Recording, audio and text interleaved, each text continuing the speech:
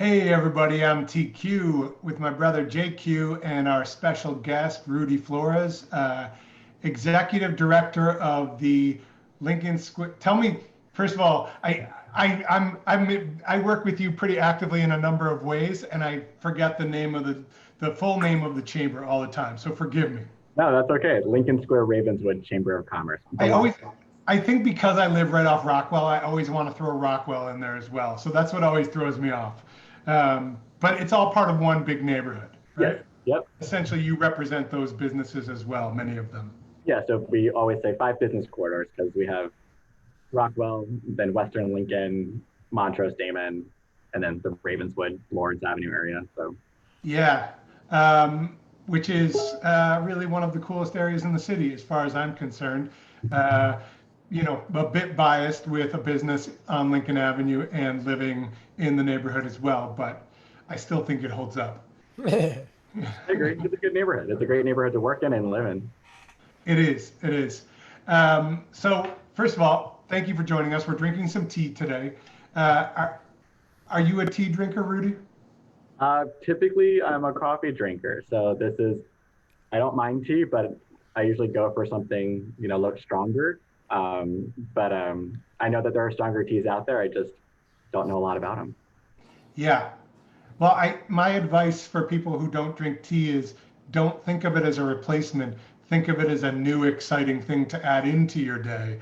And then you won't be like, I prefer coffee. Be like, drink my coffee. And unless you're someone who really drinks coffee all day long, there's probably time for tea. Yeah, I've tried some loose leaf tea before, just because of friends who are really into tea and stuff like that. And I was reading here on the box for this triple lemon tea that like I didn't realize to like keep the bag in the actual cup while you're drinking it. Yeah, I think some teas you do and some teas you don't. And we talk about this a lot, like herbs when it's not. So this is technically not tea, right? Tea is one particular plant, and you have many varieties and types and regions, etc. But we call it tea because we steep it. But this is actually an herbal tea or an herb sort of brewed as tea. And so a lot of times with herbs, when they're leaves, you can keep it in for longer. Whereas maybe for the actual black tea, green tea, white tea, there's a limit to how long you want to keep it in the hot water before it starts to turn too bitter, get too Kind of gets scorched. acrid, kind of. Yeah, it kind of gets a little like it doesn't taste as good. It's like because there's tannins in there, they get like out of balance after like 2, 3 minutes. Depends on the tea. Black tea like four Depends on the minutes, tea, but green tea like 2 minutes. generally 3 minutes ish, starts to hit the Yeah. bitter point. But with herbs, you can keep it in the whole time, so you just get more benefit. Yeah, and you'll have to tell us. We'll give you sort of like a placebo context framing. Is like lemon balm is supposed to be generally good for mood and you know just general stress and well-being. So you'll have to decide if you feel that way at the end of this conversation, and whether that's due to talking to us or drinking tea or both. So we're going to quiz you at the end so everyone else can learn. Okay. Uh, all right. So first of all, I want to touch on a few things before we sort of talk about what you do and what's going on in the neighborhood. You also, in addition to sort of representing us and a lot of other businesses in the neighborhood and sort of trying to make this a great community to live in and shop in, et cetera, you are a very well-groomed, sort of sharp dude, I would say. And so speak to me about your routine, if you would, for especially because we have a lot of shaving, people who are into shaving and grooming, et cetera, beard care, you Yeah. know. Well, all about the beard, as you can see. I'm going to apologize right now to we're a small office. I'm the only one here, so the phone might ring in the background. So We'll make do. um, Yeah. but yeah, so I have had a beard for at least a decade now, if not longer. I feel like it was used to be really short in the mid 2000s, and then it kind of grows. Winter gets bigger and stuff like that. Yeah. But I do dye my beard. You do? I do. Yes, I get that done every month, except for the 3 or so months we weren't allowed to get our haircut or anything done. That Cool. it So you turned go to a very, very place and red. have that done? Yeah. Oh yeah. Yeah. I've been going to the same stylist for, I don't know, 10 years probably. And Wow. this person also cuts your hair Yes. Yep. because you always have a good do going. I have to say. Thank you. I blow dry my hair and do all that in the morning. So my routine is actually not that long. It's literally like I went to Q Brothers to get my supplies, and so I had the brush, the comb, the Q Brothers oil. Sometimes I put the balm. What is it? I don't even know what it's called. Which one, the Chicago one or? Like a light wax to just like get the craziness down sometimes. Yeah, It's Is it the shorter right Chicago now, so it's comb not one? as. I I'm mean, sorry. the, what is it? The Sweet bee? Home Chicago. Yeah, Is sweet it, Yes, comb. yes, yeah. yes. And then eventually I bought the one of your employees suggested the Japanese like steel scissors Oh that yeah, you the use, Seiki. Anthony. Yeah. Those are great Aren't they awesome? because People that's don't believe me that I get so excited about a scissors. They think I'm just trying to sell them something. And I'm like, no, like I personally am just a fan of these scissors. I have no idea how I got a like had a beard before that because just every morning you just clip the little ones that are just sticking out and then it looks clean. So Yeah. Greta's producer who produces these videos. I think we have to shout out to Greta that we should do like a Rudy, if you want to look like Rudy kit in the store. Just like, yeah, I need the Rudy kit. Set me up. I Tell me. want that kit. I do too. I'll say I have, I just blow dry my hair. It doesn't look anything like yours. Yeah. it's perfectly like straight for the most part until it gets long and starts to get a little wavy. So I'm lucky. Yeah. My hair grows forward, so I blow dry it back. So it's just the heat and hairspray and a little bit of like a forming cream. Yeah, cool. Well, you do a good job. So you're welcome to come in the store and sort of like be seen outside and around our stores anytime. I just want you all right. So let's talk, if we can, about what's going on in the world of COVID reopening, Lincoln Square, exciting stuff. So, we're what, phase 3 moving to phase 4? Yeah, phase 4 is the 26th. That's Friday, which we weren't sure if we would in the city just because we're having the density. The test rates are pretty high here in terms of people getting tested. So then, our numbers are usually a little different than the state. And so that's why back in May when the governor said, we're going to phase 3, and then the next day, the mayor's like, wait, no, Chicago's a little different. Yeah. It's exciting to see that we're all on the same path together. Yeah, that is cool. And, I guess, how are you? I would imagine just because you're sort of looking out for the interests of business and sort of the city, you're so connected in what's going on in the city. I feel like right now I look out in the world and see places that have reopened maybe to a greater degree and are maybe suffering some consequences as a result. How confident do you feel like that we have a plan that's based on numbers and can adjust based on those actual numbers? I'm just curious. Yeah, I think we have some really strong businesses in our community. Like, I think that we're really lucky. I always say I'm very fortunate to be able to work in a community like Lincoln Square and Ravenswood. So I think that the level of our business owner is a little bit more prepared probably than, some other communities, not just here in Chicago, but across the country. So you're seeing businesses where they're I'm going to use like Timeless Toys for an example. Like they limited 5 people to be in their business. And so they're taking that precautions. They have the plexiglass between the cashier and the customer. They're wearing their masks, but they've also, the word pivot, everyone loves the word pivot, that they've pivoted to offer special hours for you just to shop alone, which I think is a really cool idea.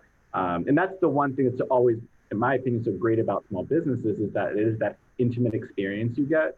And so I think that because small businesses already are used to creating something that's a little bit more special than going to like Target that can't do that kind of stuff, you're seeing the businesses react more quickly to those kind of ideas.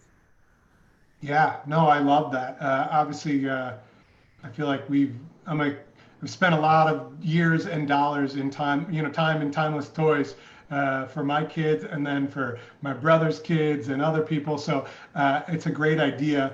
We're sort of, because we do so much with walk up and online, we have been slowing it down in terms of reopening to public. Also because it feels like we have two entrances, so keeping people in or out and limiting to a certain number feels like such an operation that we're kind of working through that right now of how that's going to work. And so we'll probably trail behind the rest of the reopening. You can walk up right now, walk in and be at a counter and tell us what you want, but also with products that are so sensorial, it's like we can't really have testers, and we're a store filled with testers.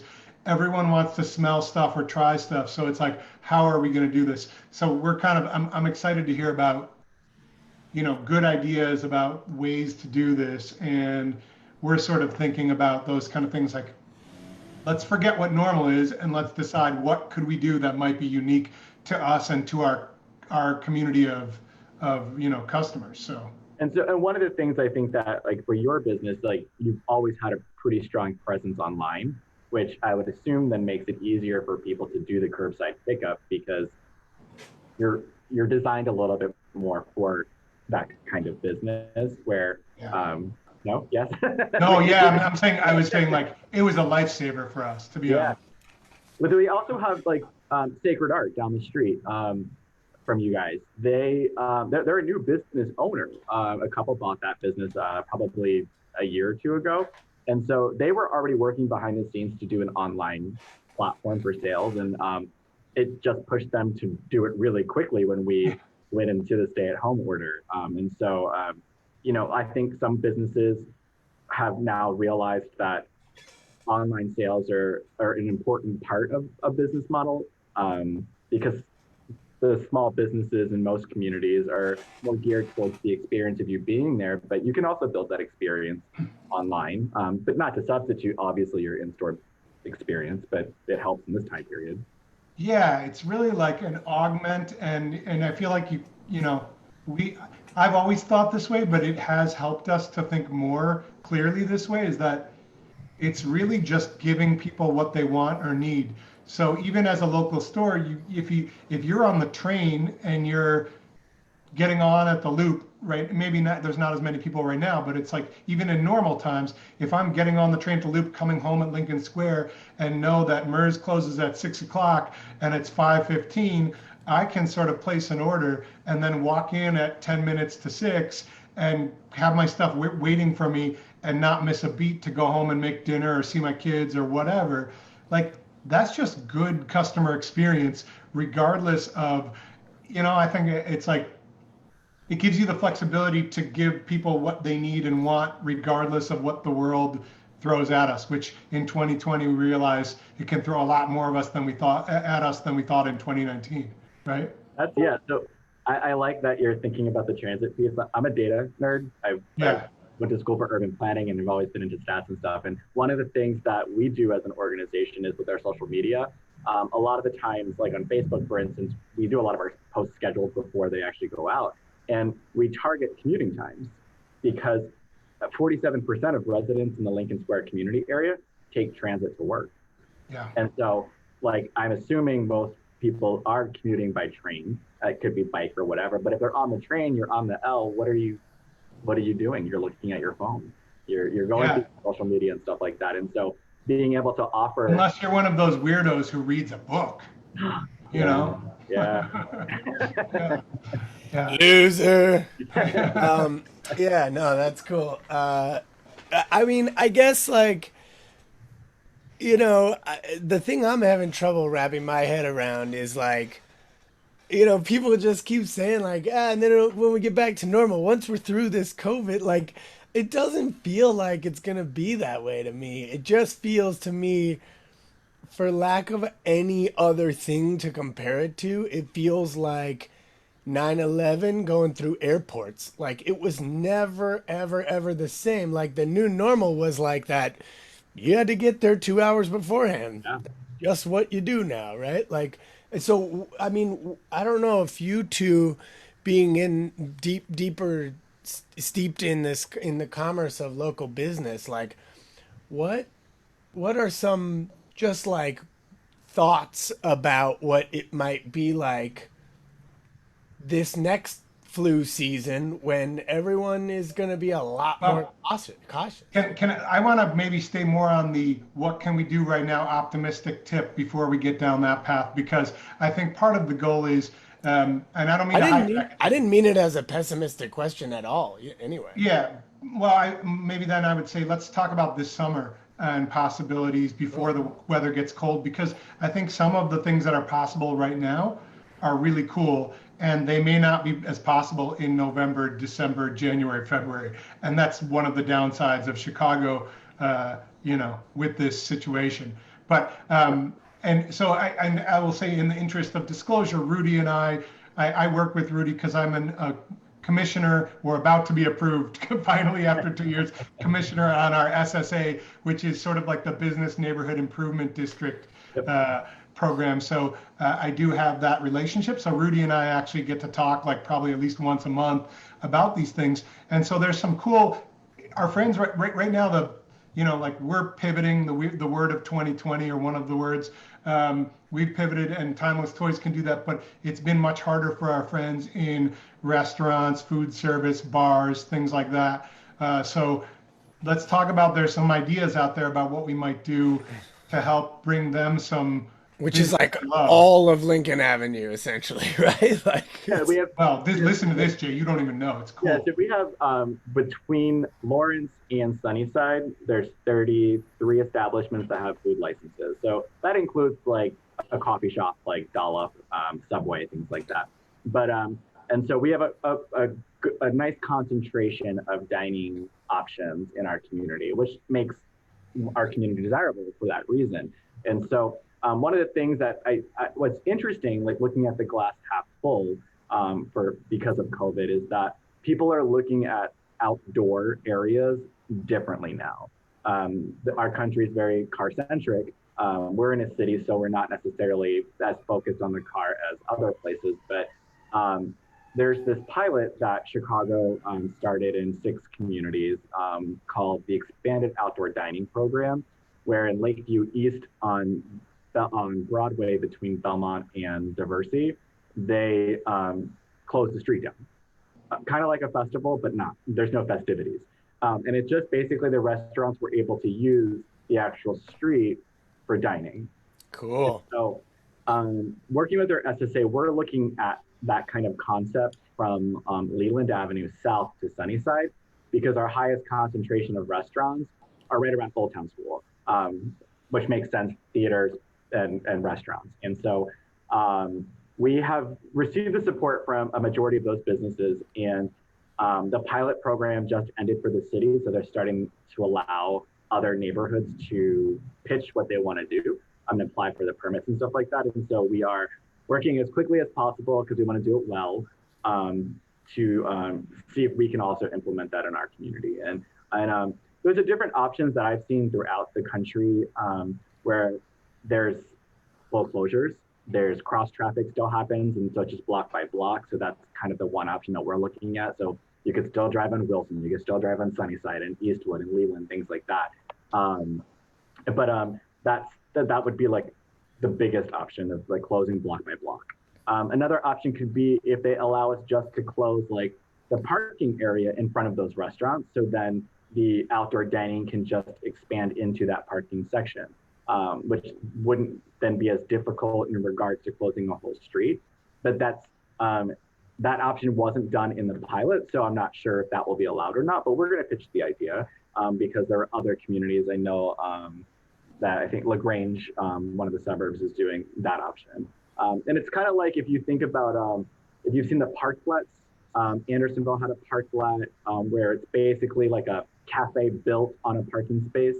They have them in Lincoln Park and Lakeview and stuff like that. And we actually have one that we wanted to put out this year, but it hasn't happened yet. But that it will be coming, hopefully, if not this year, by next year. Yeah, so it's really interesting to see these different ideas of being outside, and you look at other cities around the world where dining outdoors is much more into their culture. And I know in Chicago, it's like, well, we only have 3 months of summer and then it's winter. But I think that we can look at winter differently. I was part of a panel discussion for Winter City Institute.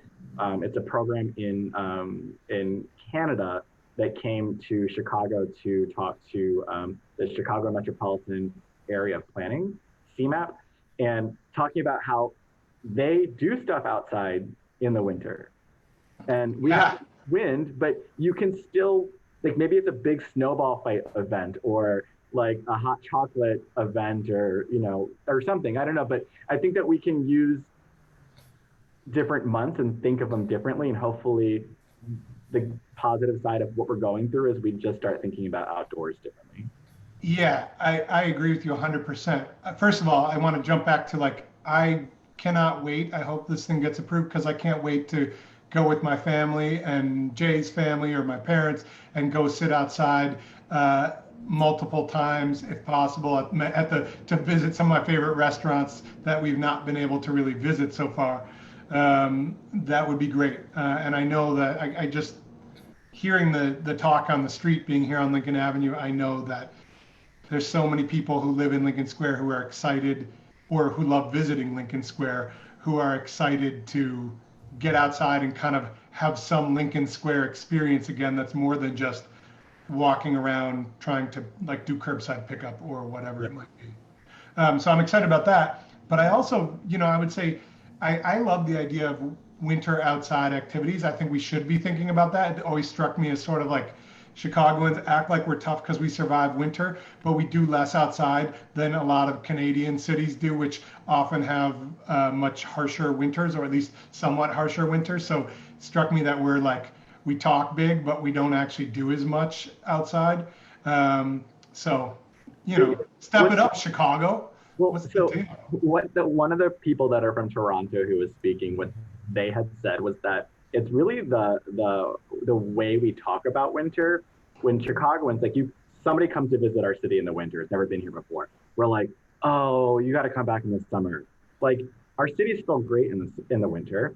We need to just change that narrative. We shouldn't automatically say, oh, I'm sorry you're here in January. Like, oh, we have all this going on in January. It's just really getting ourselves to speak about winter differently.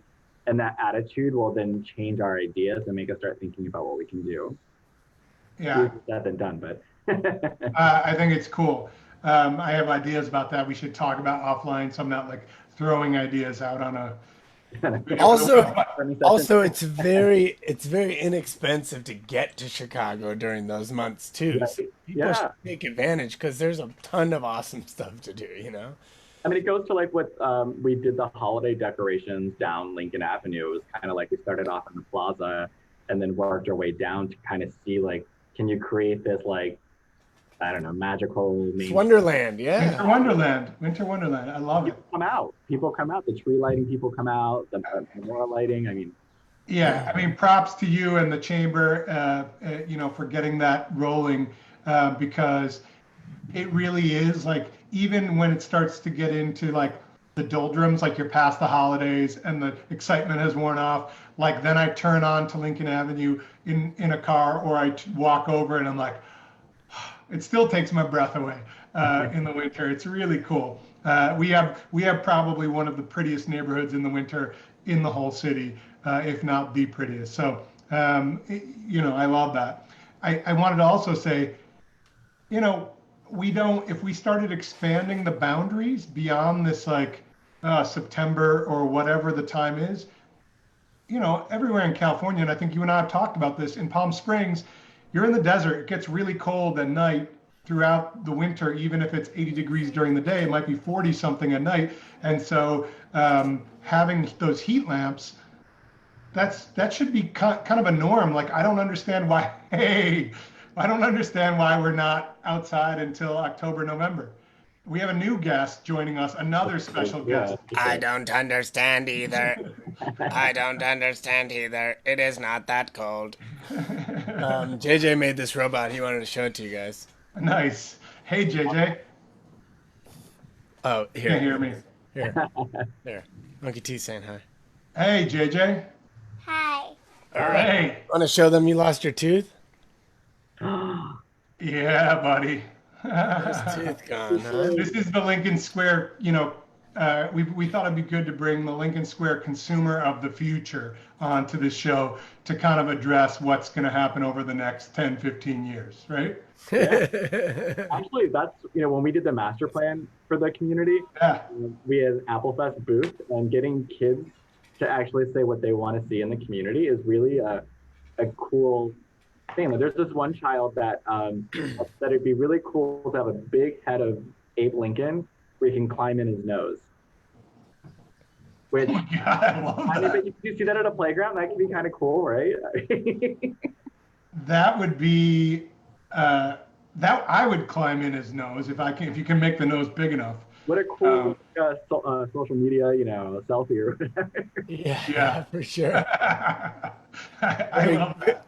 That would be a rush around the city to get there and gram it.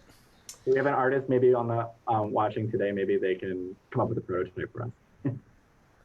Yeah, I think if it were JJ, he would throw like Abe Lincoln's head on top of a dinosaur or something like that you could climb on the dinosaur too. That would be pretty great. Yeah. He was so cute. He comes in. Daddy, I'm sorry to interrupt, but would you like this robot? All right, I want to interrupt and say a few highs. John, thank you for joining us. Rita, my mom, thanks for watching. It's always good to have your mom on. Makes you feel very confident, like you have a lot of followers and watchers. Mariko and John wrote that the Christmas tree in Giddings Plaza is drop dead sexy. Winter here can be awesome. We have Melanie Whitlow join. Melanie, how you doing? She's up in Canada. She decamped for Canada last year. She and her family. They're up in Vancouver. So from the Milwaukee area, so we come visit us in Chicago when you can. That'd be nice. But yeah, if you're watching, thank you for joining us. And if you have any questions for Rudy, maybe you can shout them out. Questions about Lincoln Square, questions about tea, questions about how to get a really good hairstyle like Rudy, whatever you got. Man, I think like I look at him and then look at me. It's like I'm like the super poor man's version. Look at that. Yeah. What are you in a basement full of like crates and stuff down there, Dave? Yeah. Oh, I'm feeling scrubby. All of a sudden, I'm feeling real scrubby. Yeah, me too. I'm going to get my hair. I'm going over to do my COVID era haircut at Belmont Barbershop with my friend Josh pretty soon, and I've done it once so far. It's pretty it's impressive the way that they're doing it, hanging these big plastic thick sheets between each chair, limiting the number of chairs active. You can't wait in the shop, you wait outside, they call you in, they text you when you want to come in. It's a pivot, as you've said. And I feel like retail businesses, there are some that are struggling still. Like you said, us being on the web, we're probably better off than a lot of retail businesses, and I'm thankful for that. I do feel like it disturbs me. I'm sitting here on Lincoln Avenue, as you know, and I get to look out. My view is of Hooten Bar, and right now I should have seen months of the windows open with people sitting there, and it's really sad to me every time I look and see the shutters down, or today they're half open, so they're probably cleaning or doing whatever they're doing, but it's not normal Chicago, it's not normal Lincoln Square, it's not normal summer right now, right? Yeah. I mean, that cases like that where like bars are not allowed to have sidewalk cafes if they don't have a food license. So Food and Bar doesn't have that opportunity, and it sometimes seems like it should be so easy for them just to be able to do something like that. But because of the size of our city, like for lack of a better word, the bureaucracy that has to go through, like changing an ordinance, a law that allows that, is somewhat difficult. But the city is moving quickly on a lot of stuff. I mean, quicker than I've been at this organization for 9 years, and they're moving the fastest I've ever seen them. That's good. That brings up a situation which is, okay, like, yes, I'm a middle-aged dad, business owner. The idea of like people drunk crowding around sidewalks doesn't appeal to me, but I don't think it has to be that. You remember, my family, we traveled to Europe last year, and I was saying like one of the things that was so delightful for me to remember after not having been in German and other European cities for a long time was the degree to which every place had outdoor tables, even if they were standing tables, to have a drink. You got served in a real glass with a real drink outside. And there was just this understanding that, like, if I can behave myself in a restaurant, I can behave myself 5 feet outside of a restaurant. I don't turn into an animal automatically. There's this fear that we have that, like, we can't control things. And I'm hoping that this is our opportunity to start bringing the idea that, like, a social drink with family or friends is okay. And there is a way to do it that can be done outside. And you know what? I would stand outside and meet my friend for a drink, even on a cold day in November, as long if it's not snowing or sleeting or raining. I'm okay with, like, bundling up a little bit and standing outside and hanging out, and that would be good for everybody's business. So, like, I would love to see the city sort of embrace a more European model of alcohol in outdoor spaces more freely. So like I moved to Chicago from Philadelphia. I lived in Philadelphia for 4 years. I moved to Chicago in 2008, and that's kind of how Philadelphia does it. If you've not been to Philly, it's it's built before the car, so their streets are very tiny. Their sidewalks are also not that large, and that's how they do it. They just put a couple bistro tables out. It doesn't have the whole, like, fencing that we have to have here in Chicago, and a lot of the planter baskets and all that kind of stuff, because they don't have the space for it. But sometimes it's just 3 tables. Sometimes, maybe it is just a highway where you're sitting and having a drink, because they have to use their space differently because it's built on a grid. There isn't much space. There isn't parks and things like that. And I just think that, you have to sometimes go and see what other cities are doing, and not necessarily say, like, oh, we can't do it because we're not built like that. You take the ideas that you're seeing and how do you evolve them to work here? How does it work in terms of outside, being able to open your outside space and being able to open your space like a hoot and bar or like Jerry's, where the whole wall opens? Is that considered outdoor or outdoor area? Yeah, so for the when we went into phase 3, if you had 50% or more of your storefront, your windows could open, then you could put tables up to 8 feet, like let people sit there. So Art Tango has that option, Jerry's, like you said, but Hoot and Bar did not fall into that category because they don't have a food license. They're just strictly alcohol. And so now then phase 3.5 that happened was like, what was that, last week, where it was like, oh wait, bars now can have people if they have their patio, or a patio on private property, not a sidewalk cafe, or they had their opening windows. So like Ricochets would be able to do that. And so, but that was announced and a day before that went into effect, so you didn't see a lot of bars open because they just weren't ready yet for that. I think now that we're going to phase 4, now you can have 25% capacity starting on Friday. So I think you'll see more people start opening up and using those open windows. Yeah, I think people are watching on this video and are calling like crazy to talk to you about all these ideas. So your phones are ringing off the hook. You're welcome, Rudy. Anyway, are there any other things that you want to talk about in terms of, are there programs we're doing to get local? I know we've talked about a few things. I'm just wondering, like, other than you're welcome to just encourage people to shop in Lincoln Square, Ravenswood area.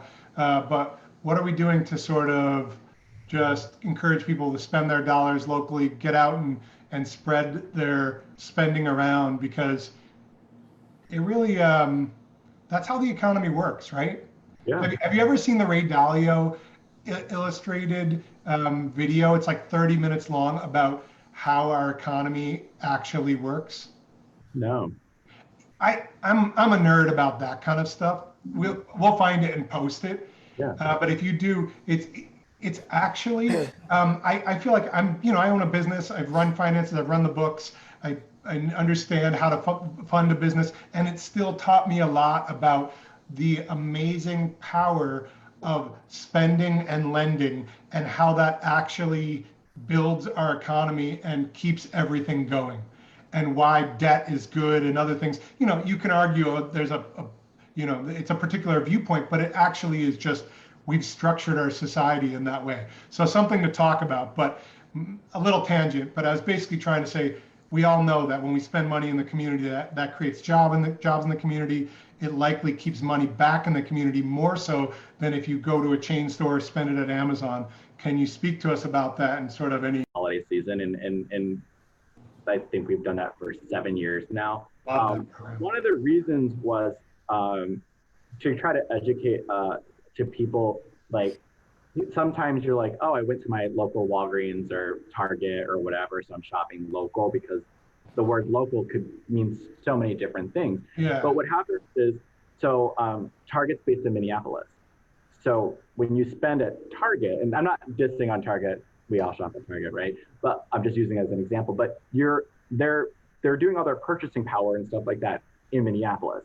So you're really shopping for Minneapolis. And obviously there's sales tax here and there's employees here and stuff like that. But a big portion of the profit is going to that city. Which is like if you were to go to, I don't know, give me a Chicago company, it's going to be the same thing, but reversed. And so that's where, like, when you shop at somebody that's like your business, something that's family owned or operated, independently owned or operated, that you are doing your marketing dollars here. You're getting your insurance is probably from a local agent. Just all the different services that you're doing are with somebody who is physically in Chicago. And so you're just building up that local economy. Yeah, and I want to even make a sort of clarification on what you said, because it's not our profit, it's our income. So it's like, yes, payroll is 1% of expenses that if you shop at Target, the local people get money funneled back to them. But I think what you're saying is like profit is usually the sliver left over. The income that goes towards expenses in most businesses is huge, right? Like that's what you do. Is like you have your cost of goods. So we have to pay our suppliers for our goods. Then you buy it from us.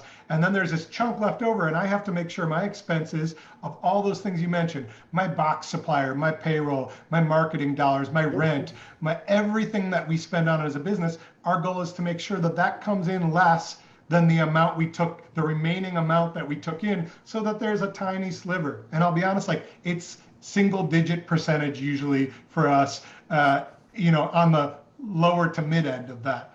Yeah. So that's not very much, right? And so, but that difference, let's say if it's 50 cents goes to pay for the products, you have 45 cents of every dollar being spent somewhere. And for us, most of that is in the community. Yeah, right. Exactly. And that's that 45 cents of every dollar in Target that's going back to someplace in Minneapolis, not to pick on Minneapolis, although lately that's pretty easy to do, but and justifiably so perhaps. But that is the money that you want to stay in your community. The profits too. Yes, the 5 cents you take home at the end, that will go to people who will probably spend it locally as well. But the 45 cents, that's the big win.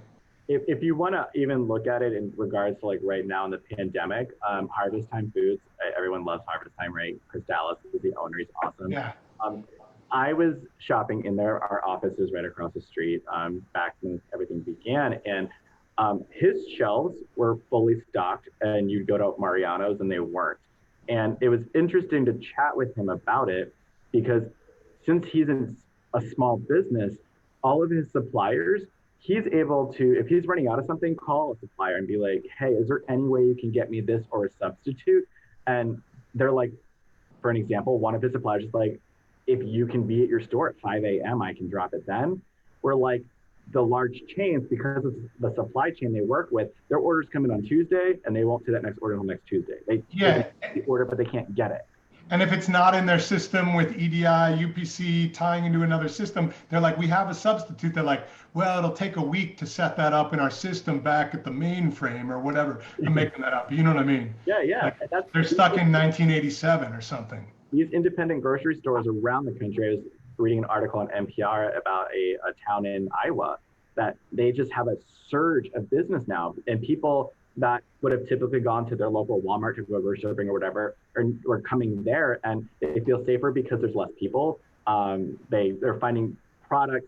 it might not be the name brand, but like a local brand they never knew about. And so I think this time period also could help us maybe build relationships more with our local our businesses. Like this tea that we're drinking, like it's from Wisconsin. I thought that was really cool. I don't Yeah. know Wisconsin as a place where I'm going to purchase tea from. Yeah, we know the owner, Jane. She's awesome. She and her family, and like there's different, like you said, there's different types of local. And to me, it's like shopping at your local Walgreens is not as important local as supporting independent small businesses locally, and then looking at like regional production. Like you're not going to get tea grown in Chicago, but Yeah, or if I like can find, like pasture raised meat or eggs, that's yeah, going to be less likely to get in Chicago, but you need to widen that local a little, right? yeah, that local may be regional where it's like within a few hours drive. So you're not, sort of taxing the environment by flying things in from other countries. You're not, there's just so many levels of this, but I agree. I, the big point I think we're driving to is please think about wherever you live. You don't have to live in Lincoln Square. We're obviously Lincoln Square, Ravenswood focused here, but start thinking about your dollars not in terms of like where the company is just based, but giving it to companies that are going to spend most of that money back in the community. You make a better community. Your neighborhood, your city will be better when you do that. It's not just to help people like us who have businesses here. It's actually like an and that's the reason I brought up that Ray Dalio video is that like it sort of drives home the point that it's like it's a multiplier effect because when I buy my boxes from Midpack over on Kedzie Avenue rather than Uline from Wisconsin, Dave at Midpack goes and spends his expense money, all of his expenses to other local businesses. So like my $1 got recycled 3, 4, 5 times locally before it sort of petered out and went out into a wide distribution. But if you send that first dollar you spend out, that goes into other communities and gets recycled. Yeah, I just because I wanted to bring this point up is that that's kind of what a chamber is all about. Like, and we get asked that all the time, like, what is a chamber of commerce? And it's kind of hard to explain because what people I think see most is our special events that we do. Yeah, I've been meaning to ask you what the hell this thing I've joined is. Come on, tell me. It's like there's two pieces. I think that when we do our special events, it's not just to put on a street festival, right? So Square Roots, for instance, like that festival, I calculated how much money that would bring in to the community last year in the low level was $958,000 because of all the people that are employed. It's not just that one tent that's up and you're buying from that person, but it's all the people that are employed at that restaurant, for instance. The companies that we rent the tents from, the stages and stuff like that, they're all local to Chicago. And so once you start building up all those contracts and stuff like that, that was the low end. And so yeah, that's your very conservative estimate. It's probably double that in reality. And that was because of what I said. Yeah, well, even the people that come to the neighborhood that go to the festival, I was looking at it just as the festival. They go to your business that's out to the festival footprint. That's also bringing in money. And so that just one piece. But so that the special event side of what the chamber does is, I always say, bridging businesses and consumers together. But chambers in general have always been about bridging business and business together. It's that network of the suppliers and your neighbors, and like you might see your neighbor walking to the street but not know them. But if there's an event that we're hosting that you get to meet them, like that's how you build the relationship, and that's why you want to do business now with that other business owner, because you've just built a relationship, a real relationship.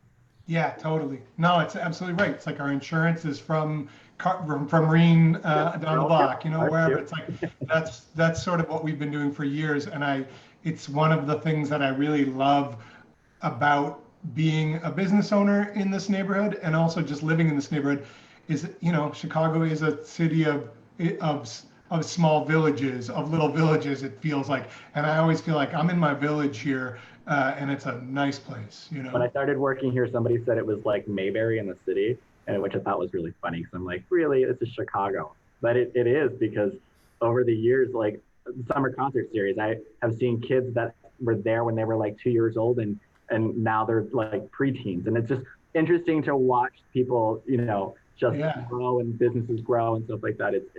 It's fun. And it really is. It's like a small town in the big city. Yeah, totally.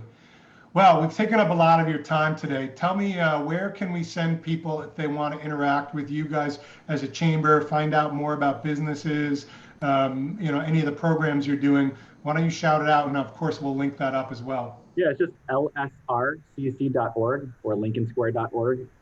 That's where all of our stuff is. We actually have a fundraiser we started because we don't have any events going on right now. So we are doing a fundraiser as an organization where it's the LSR, the Lincoln Square Ravenswood mix pack, where you can do a 6-pack of beer for $15. There's 3 different styles you can choose from, but it's various local breweries, so you don't know what you get. So that we started That's that fun. night. Yeah, so we're working with Bottles and Cans in North Center to do this. And so, yeah, just the holidays coming up, if you want to try a variety of different breweries from the Chicagoland area, then we can. Or just sit on your back porch tomorrow or tonight. Yeah, well, you got to pick them up next week. So. Okay, all right, next first. So you good can for the 4th of July, right? pick them up 4th of next July, week. for your 4th of July pleasure. Yep. So it's on our homepage. Cool. And I know you guys are really great at, I get your email newsletter, which I think is really, even as a business owner, it's very helpful for me. I feel like I should be tapped into these things. And then I read your newsletter. I'm always like, we need to do that. I want to go support that. So I advise everyone who loves this neighborhood, if you're not getting the newsletter, get that. If you prefer, like them, I think on Facebook, you guys post everything as well, wherever, Instagram, you name it. Yep. We're all on there. If you just go to our website, lincolnsquare.org. Upper right-hand corner has our social media stuff, has our how to sign up for our newsletter, stuff like that. Yeah, and just for fun, I'm not going to use your likeness without your permission, but I will post some products that Rudy uses on this post, and then we can explore. Greta already did it. Yeah, we can explore our future. Scissors. The scissors are great. Everybody has to have the scissors. Yeah, you're right. That's great. Cool. So if you want to look like Rudy, check out the links. If you want to learn what Rudy's doing, go find Lincoln Square Ravenswood Chamber of Commerce and follow them. Rudy, thank you so much for joining us, and thank you and the whole team there. Really, you have a really great team. So please pass our thanks on to them for everything that they do to help make this neighborhood special and support all the businesses like ours. We truly appreciate it. Thanks so much. We appreciate it. Yeah, thanks for drinking tea with us. Now go back and get your coffee so you can. I feel calm, by the way. You asked me that in the beginning. Do you think it was me or the tea? I just need to know. Combination of both. Good answer. It was definitely the tea. Yeah, I'm not a very calming person. I don't think so. Anyway. Take it easy. All right, Rudy. Have a great day. All right. Thanks. You too. See ya.